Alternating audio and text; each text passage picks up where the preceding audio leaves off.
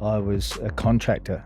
So I was on something like $3.50 an hour, whatever it was, massive. And I just learnt the trade from there. And with my old man, dad, alongside me, he really just taught me to do it right the first time.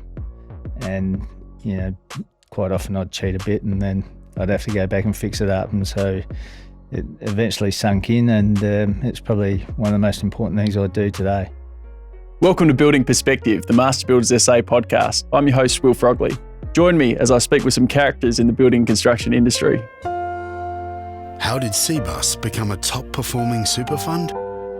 By returning an average of 9.25% every year for the past 37 years. What does that mean?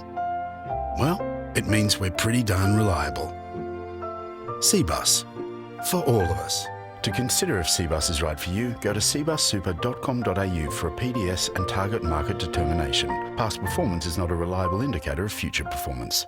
I'm here today with someone who's without doubt one of the most well-known and respected builders in South Australia, and I think really epitomises the term master builder, and that's Scott Salisbury. Welcome, Scott.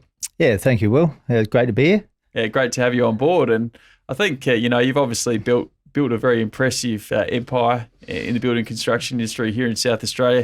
Can you tell us a bit about how you started out in the industry and how you, grew the business to where you are today? Yeah, well, look, I started as a carpenter when I was probably around about 17 or 18 years old. First fixed carpenter. At that time, you could be an apprentice and you could go to trade school, but they had what was called an improvership. And I started working with my father and a company called J.H. Evans. And so we actually learnt the trade on site. We didn't go to trade school. And, it took quite some time. And it's also really around the time when subcontracting was becoming quite common in the industry. And when I first started as an improver carpenter, I was a contractor. So I was on something like $3.50 an hour, whatever it was, massive.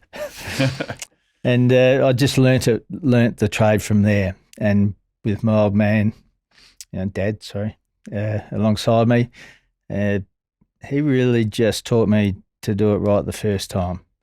And, quite often I'd cheat a bit and then I'd have to go back and fix it up. And so it eventually sunk in, and it's probably one of the most important things I do today. So I try to follow up on that with everything we do and do it properly and do it right the first time. And that's really something that I guess is obviously really important to the whole team. Scott Salisbury, or your subcontractors, you are known for quality. In fact, I think you're the most awarded home builder in South Australia.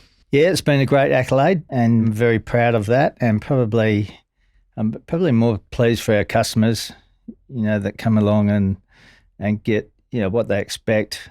They get to everything we tell them they're going to get, and, having tradesmen that take pride in their work makes it so much easier to run as a business. It makes it easy throughout the business to deal with issues and things that pop up every now and then. If you've told your customer one thing, and they should always get that. So it's pretty easy to manage if you've got the right people doing the right thing. And Scott, you've been in the industry a while now. Something I hear a lot from people who've been in the industry about the same time as yourself is they've never seen things busier. What are your thoughts on the current state of the industry here? It has its good side, obviously, but it's definitely got its challenges too, doesn't it? It is really difficult at the moment, and it's a myriad of things that happen. COVID, the builder grant was the first thing. COVID came along, then the issues with supply, the rains that stopped building materials coming from Western Australia, and then the fires and the floods, and it's just been a massive exercise for us. Every week there's something that I get told that we can't get. So I think the last one was windows. The supply of windows has diminished now because of the factories in the eastern states. So it's a really difficult time. Builders have made massive sales, and at the same time the price has gone up. So they've got to keep those contracts at those sale prices. So they stand to lose quite a lot. I fear for many of the smaller builders who won't have the strength in their supply chain that they can demand some supply. They'll just have to wait, and the longer they wait, the higher the cost of materials go up. So, yeah, they're probably in danger of losing quite a bit of money. Yeah, that's right. It's the shortages of people, it's the shortages of materials, and the media, for whatever reason, is fixated on timber, we find at the moment, which is obviously a real challenge and very important, but it's pretty much right across the board, isn't it? Yeah, that's right. I mean, from the Home Builder Grant, if we had the timber, if we had all the supply, we simply wouldn't have the tradespeople to do it. We just sold too much. Moving on from that, though, is it's a bit like a blockage in a hose. It just moves all the way down from one end to the other. And so it affects timber, and then it affects gyprock, and then it affects, tile supply and joinery and paint supplies. And, with many of the factories in the eastern states being hammered by the floods, that's another one that's come up. We couldn't get supply of plasterboard because factories had to close down in the eastern states because of asbestos problems. It's all sort of come at the same time, so it's made it quite difficult for builders, and particularly the smaller ones. I mean, the bigger ones probably coping okay. Some of the larger builders have land, so they've supported that with their land sales. Builders in the eastern states are paying clients to get out of contracts because they know that they'll lose more money than what they'll pay them. So it's interesting times at the moment. Yeah, that's crazy, isn't it? That some builders are having to pay clients to go away. Yeah, we talk a lot about trades. I think at the moment there's obviously a really big shortage of them. And I think for many years there was a real decline in the number of young people learning a trade in South Australia. And now we've kind of been exposed. That's starting to go up again. But do you think the quality of training is at the level that it needs to be at? Oh, look, I don't think so. I think in some circumstances the industry's de-skilled the labour content by breaking portions of a trade down. So, when I was a carpenter, I did all the carpentry on a house. In some cases now there's up to 4 or 5 different carpenters that work on the house. One will do the wall frames, one will do the roof frame. Some just do fascias and eaves, second fix, wall cladding. It's probably just breaking it down a little bit too much. In the eastern states, they'll train people just to put on wall cladding, and they just do that, and then they start to experiment with other work, and they get them to do other work for them, and they're not trained. And the quality of the buildings over in Victoria, the normal mum and dad type houses, is pretty ordinary. Mm-hmm. And I think we've really got to focus on that. And I think the NBA do a great job. Some of the other associations and businesses interstate, really need a bit of a kick. It's probably the main industry in the world that you can't get it from overseas. So it's, we're going to have to build the stuff here. So we can't import it like many of the other industries in like manufacturing have sort of faded away. So I think it's really important to get the young people involved and train them up, and probably just teach them more about when they build something, why they build it, what else happens to it. I don't think it's explained to them enough, or they're not looking for that answer. But if you're putting up a post, you're putting it up for a reason. If you're digging a trench, you're digging it this deep for a reason, and they need to understand what that is and not just dig the trench. So it's interesting times at the moment. The other thing I'd like to ask you about is licensing. So it was about 3 years ago we had a real spate of builders going under in South Australia. There was about 12 in the space of about 18 months, and not one of those was a master builder member, but a lot of our subcontractors got caught up in it. Since then, we lobbied the state government to tighten up licensing a bit, because there's a common thread in those insolvencies in that there was poor financial management, poor cash flow management, and that was why those builders were going under. The government has moved that in, but do you think there's still some things that need to be tightened up with our licensing system here in South Australia? it's just too easy to get a builder's license. I think it comes down to how much money you got in the bank, and that will limit the size project that you can do. There's no sort of measurement of skills or experience. There's been a massive boom that I've seen around Adelaide at the moment for new builders. Every time you go down a different street, you'll see a new builder sign that you've never seen before. I get really concerned about the experience and management that these people have, because it is a very difficult business to be in. You are paid in advance, so you have a lot of cash in the bank to begin with. So it's very easy to spend that and think it's yours, but because you're paid in advance, you still have to pay out invoices, for the rest of the job. Yeah, it's really up to the governments to do something about this issue. We're not allowed to build cars and sell them. The largest investment that people are making in their lives, and they can be pushed into signing a contract with somebody who's got no experience whatsoever. Then we've got the issue of the site managers or supervisors who look after the projects that have to be licensed, and they don't really have any insurance to cover their skills.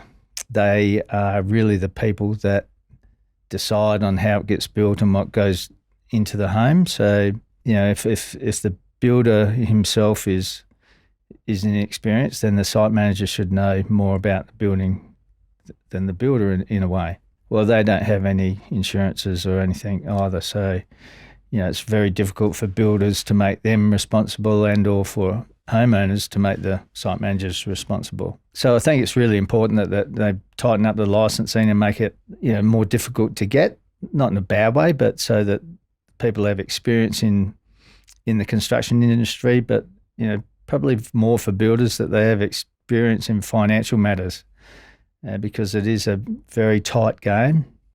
The percentages of profit are very low.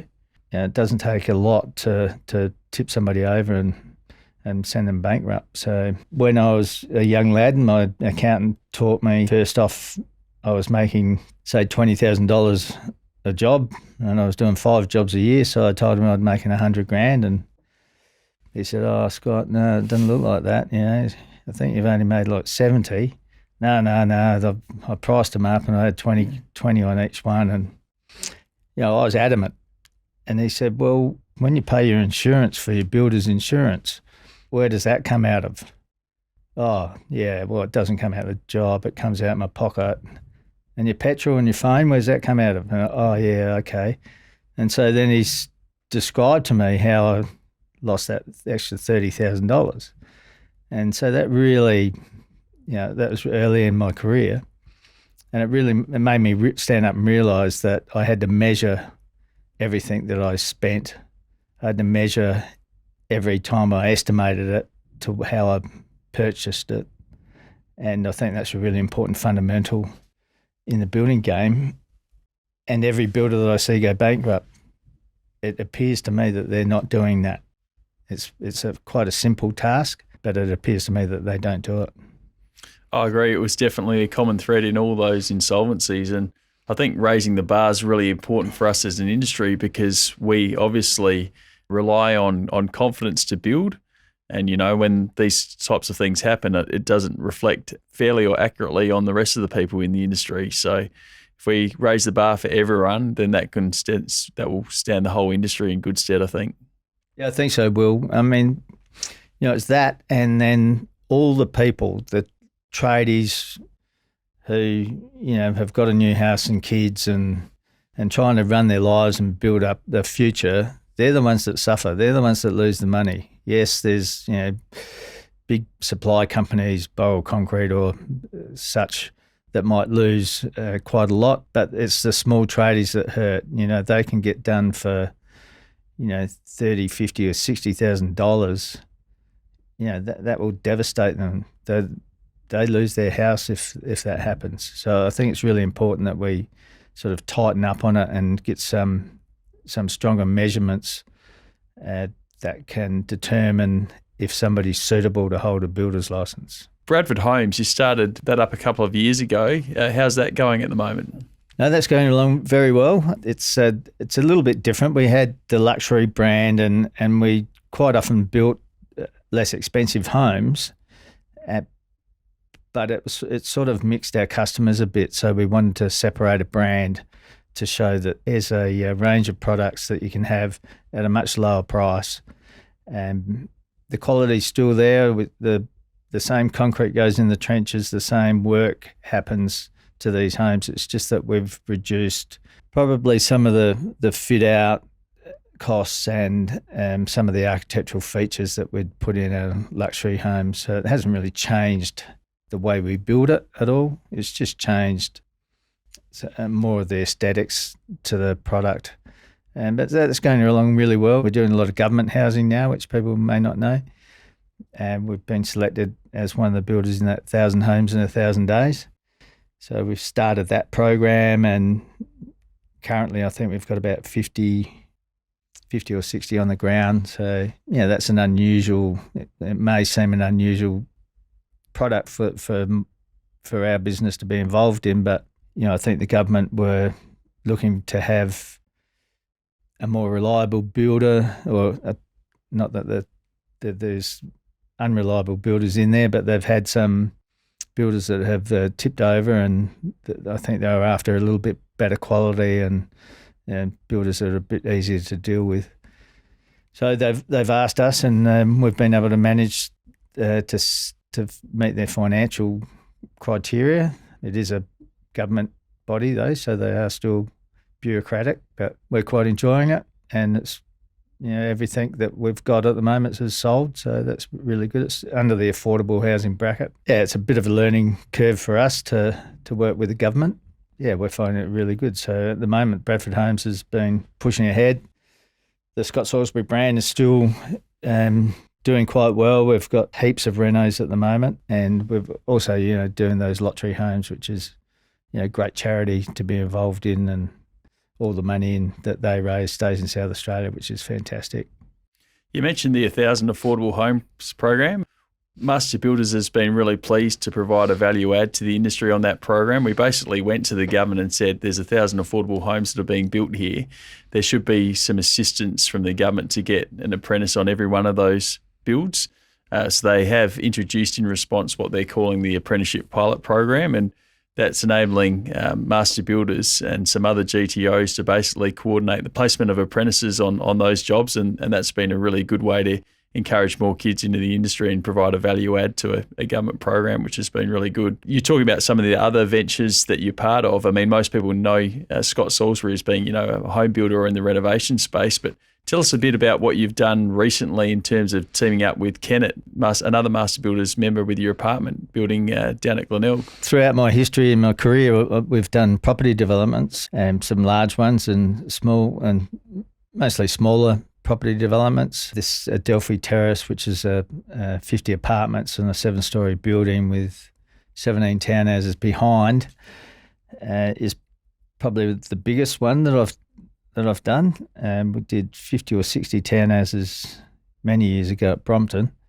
So I've been quite interested in that, and I only do it myself, so I don't have an investor group or anything. I'm not really that keen on getting into partnerships where I control their money, and it doesn't sit well with me. So I just do them on my own, and we came across this block that Ray McGrath, a Glenelg guy that in real estate down there, it was his house, and he owned 3 or 4 other houses out the back as well. So we just knocked the whole lot down, and I put the apartments out to tender with 3 MBA builders, and Kennett's came back, and they were just a really nice fit for me. The others were as well, but I just enjoyed talking to Scott Kennett, and as he ran me through the processes and things like that, and I just felt like he was very similar to me. So it was a nice fit, and we're probably about halfway through at the moment. There hasn't really been any issues on site, or I've been hit with massive variations that, as a builder, I know happen. And so that's been really good. Yeah, fantastic. I want to ask you now about succession planning at Scott Salisbury. So you've obviously, built the company up into what it is today. Your name's obviously attached to the company. What's the plan in terms of handing it over to someone in the future? Have you got someone in mind of who that might be or how it might work? Yeah, that's an interesting one, Will. I've had a couple of goes at trying a few different things, and that hasn't really worked for me so far.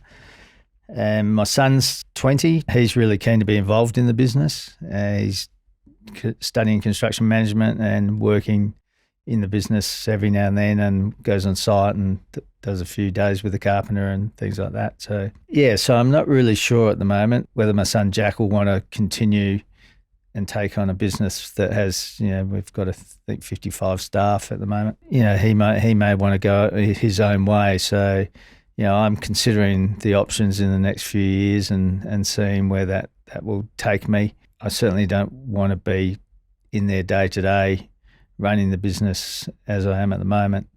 I'd rather be sort of, chairman of the board and call in 3 days a week or whatever it might be. That's the plan in my head. Whether I get to that stage, I'm not really sure. And what are your passions outside of work? What do you like to do away from the grind? Well, I love fishing. I just love fishing. I love getting away, and I love the adventure of it. I don't really eat fish, so... You don't eat fish? Don't eat fish, no.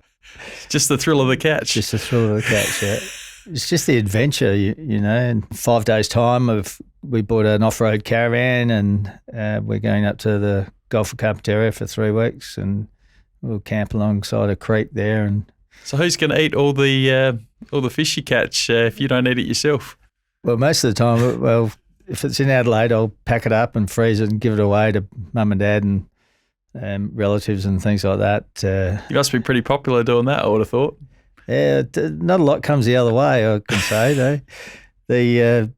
When I fish in Darwin 3 times a year, I keep a boat up there, and we'd go out and catch barramundi and Spanish mackerel and a whole range of things. We just throw them back. See, this is the thought of you catching barramundi and not eating it. It's just, I'm having trouble processing that right now, mate. But what a waste. Yeah, I don't know why. I'm not really a big fan of it, but I just love the adventure of that, getting away and fishing in the wild, and the things that we can see. We'll fish in Darwin in really remote places where nobody else really goes there. We never see another boat, and it's fantastic, the stuff that happens and the things that you see. So that's my main passion. I'll still follow footy a bit. My son plays for Plimpton, which is my old club. The Bulldogs? The Bulldogs. Yeah. So I played there for 7 years before I went to Glenelg, and so that's great for me. I love going out and watching him. He probably doesn't love it so much, because then I tell him everything he's doing wrong. Yeah, pretty much. I know you're meant to tell him the good things, but yeah, so I've sort of softened down on that a bit now. He's 20, so I still love doing that. I'm the major sponsor there at Plimpton Footy Club, so, and have been for 10 years, I think, because they really helped me out with my football, so I'd just like to give back to them. I think that's something a lot of our members do really well, is they support the grassroots. And if they came up with a footy club or a cricket club or whatever, a lot of them do put back to this day. So I think that's a really good thing to see. Yeah, I think that's probably, the industry, isn't it? We are sort of grassroots, hands-on type people. So, I think we enjoy each other's company, and, you can become quite wealthy in the industry. It seems to me that many of us, if not all of us, are still really grassroots. There might be a couple of high flyers out there but generally, it's really good stuff. I'm really good friends with Dave Pickard from Fairmont Homes and Fairland. And he's the same deep down. Dave, he's grassroots. He's brought up in Elizabeth somewhere as a chippy. So it's a good friendship, and I think that's most of the industry. Yeah, absolutely. And I love all the characters you get in the industry and with our membership, and They're a lot of fun to work with, and also because they work so hard, it's really good to get results in it you can see the benefits from. So just about to the end now, Scott, but I guess I'd like to just close with one more question. If you were to give some advice to a young person starting out in the industry, what would you say to them? Well, I think they should stick with it. Sometimes it's a hard game, and sometimes, it might just be weather. It might be a difficult job or a difficult site. The benefits are so great. The opportunities are just enormous, and it could lead you in a different direction totally. Opportunities for you to travel overseas and be able to get work overseas is enormous. There should always be work in Australia for you. Whilst you're doing your trade or whatever you're involved in, whether it's, you're an estimator or you're working in an office, always look to the rest of the industry and what else you can do, what else you can learn from it, and where you can take your experience and have a go at something. Because there are so many little parts that get connected to another part that turns into a major area somewhere that, if you just take that one step, that you can always, find out something that might be fantastic for you. But if you just sit at your desk or continue to dig a trench and don't look around, that's not going to happen. In my career, I always looked at it and said to myself that, well, I might as well take the next step because I can always go backwards. And I think that's the attitude that they should all have. Have a look, take the next step. If it doesn't suit you, well, that's fine. You can always go back. Don't be afraid to do that. Absolutely. Well, Scott, thanks for coming in today. It's been great to have a chat with you, and I wish you all the best for the future. Yeah, thanks, Will. It's been good to chat. Thanks for joining me on Building Perspective. For more information on Master Builders or our guests, please visit our website at mbasa.com.au.